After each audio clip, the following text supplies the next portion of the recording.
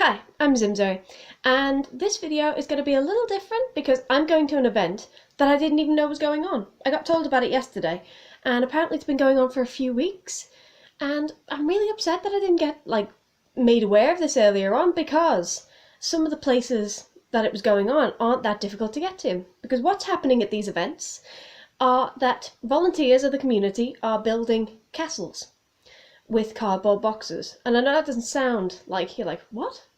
But life-sized castles up to 20 meters tall out of cardboard boxes with engravings and the windows all cut out.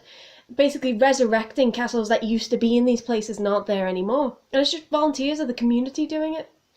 And apparently there's one going on not far away from here, so I thought, well, I'll give it a go. So I did some research, and the one that I found out that was in Liverpool had an entire day for it. It wasn't just come up and see the castle. It had princesses, knights, and a dragon, jugglers, people on stilts, and so I was like, oh, I'll do some research on what's going on today. And total professional, I got it on a sticky note.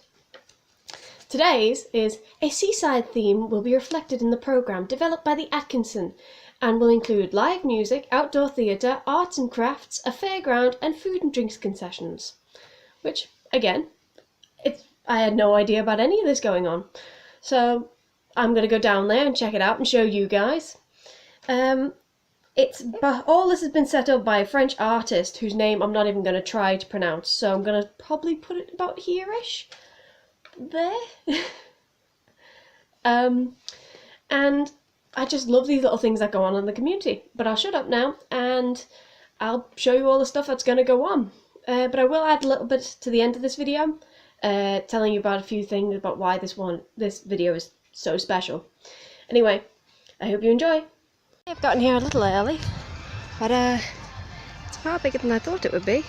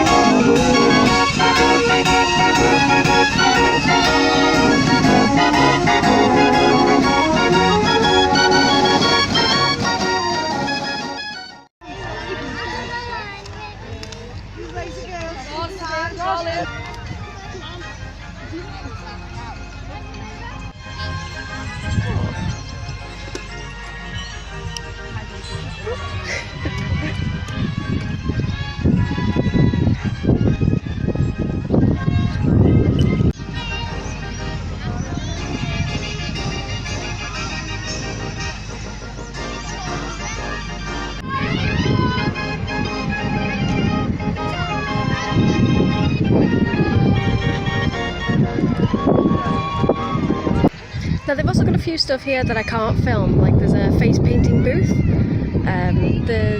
I might try the win a prize thing, just because it's a prize every time, it's like catch a duck or whatever. But they've also got like a story booth thing, where they've got people telling stories all day long, and they go like all out and everything. They've got like, I've seen somebody in a full-on tiger costume, a full monkey costume. At the moment I think they're telling the tale of Rapunzel, because it's a guy with a very blonde wig on that runs all the way down to his knees, so I'm just guessing that might be what it is. But they've also got a Punch and Judy show on at past, so I'm going to try and get some footage of that if I can. I think I had the right idea about coming here early, because after the Punch and Judy show I got up and the place was just crowded, like there was so many people had shown up. But I just thought a few things that I'd like to point out. One, the donkey rides were free. I was like, oh my goodness, like considering everything else is like £2 or I don't know, stories, you have to pay for them. I know you have to pay for face painting, the other stuff. Punch and Judy was free, but the donkeys are free as well. And also I found a archery range on the other side of the foodstuffs, which it's not like proper archery, they've got like the suction cup arrows, but I thought that was cute. But I'm guessing that's about it for today. I filmed pretty much everything that's here, so I'm thinking about getting one last shot of the castle, then headed home.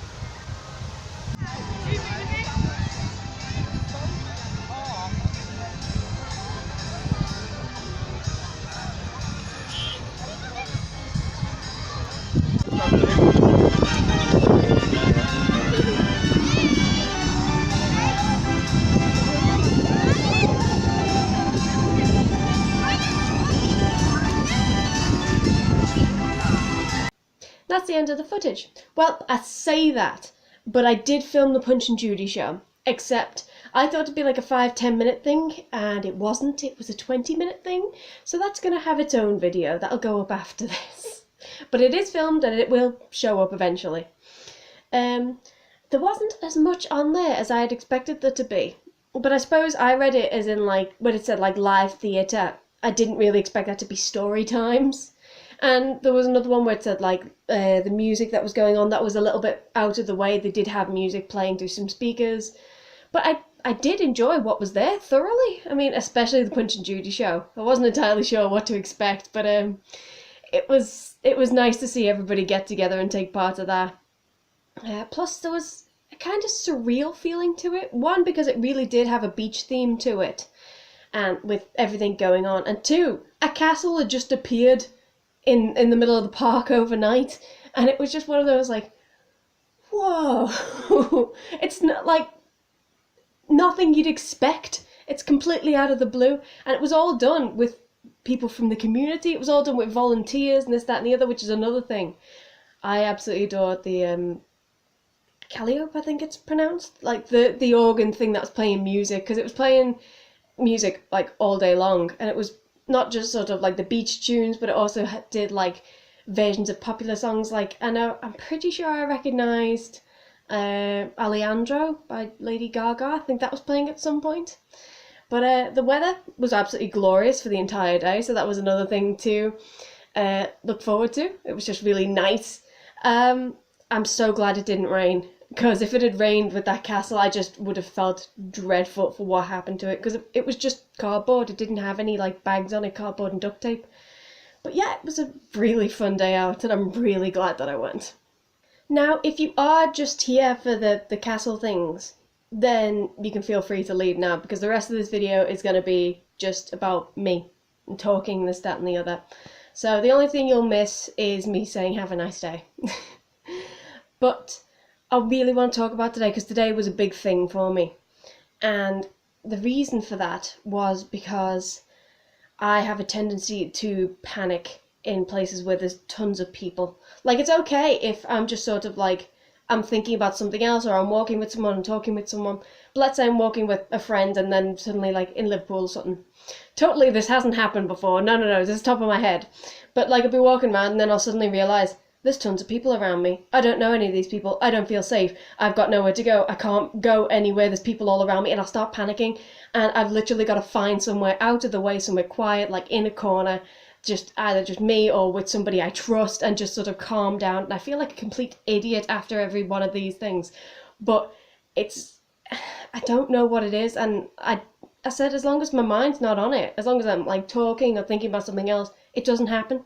But it's those rare occasions where it just sort of goes ping, time to be scared. And I'm like, no, no, no. And it's to the point where sort of like it's instantly, and I'm just sort of like panicking. I'm on the verge of tears, and I'm just like, I can't talk to the person next to me. I'm just like, I need to get out of here. I need to get out of here. And it's just like, ugh. So to go out to the castle today was a huge deal to me because I didn't know what was going to be there, and I didn't know how many people were going to be there, and I was going by myself. So if I went, there was nobody I could talk to sort of like distract myself from this, that, and the other if something did happen. So I really had to talk myself into doing it. And the second reason this was such a big deal for me was because I like to live on a schedule. I like to live very planned. Like, this is happening that day, this is happening that day. And if I'm going out somewhere, I'll know days beforehand. Like, if somebody rings me up first thing in the morning and say, hey, I'm going out blah, blah, blah today, do you want to come with me? Half the time I'll say no. I may not have anything planned for the day, but half the time I'll say no because I'm just like, I didn't see this coming, I'm not prepared, I'm not planned, I can't do it. And I'll be like, oh, sorry, I was going to do this, and this today. Perhaps we can make up another time. And sort of like, you'll be like, oh yeah, and then something will be sorted. And on that day, I will be 100% prepared. So for me to turn around and go, the castle's only here for one day, I've got to go today, there's no second chances, I have to go today. It's sort of like, I had to talk myself into it so much. I had to be like, if you're not, like, I know you haven't planned anything, but go. Do it, just go ahead and face it, because I am not spontaneous. And when plans go wrong, I panic. I absolutely panic, I break down, and I'm just like, oh my god, what am I going to do instead? So, something once in a lifetime shows up. I don't want to miss it. That's why I want to like get better at these things. Wanted to go out today because I thought, one, if another thing like this happens and I've only got like the morning to make up my mind on it, I want to be able to say, yes, I can go out, I can do this, without having to panic about everything and just making excuses. And the second one is because I also want to work on the crowd thing. I mean, I can sit at home and I can edit and I can write my stories and play games and this, that, and the other. And true, I can make plans, but like, and go out somewhere, but it'll usually be sort of like me and the person, and if it is a crowded place, it won't be super crowded. It'll sort of like be, I'll have something to distract me, but I'm not going to get any better unless I face it. So those were the two big points why I wanted to get myself sorted today.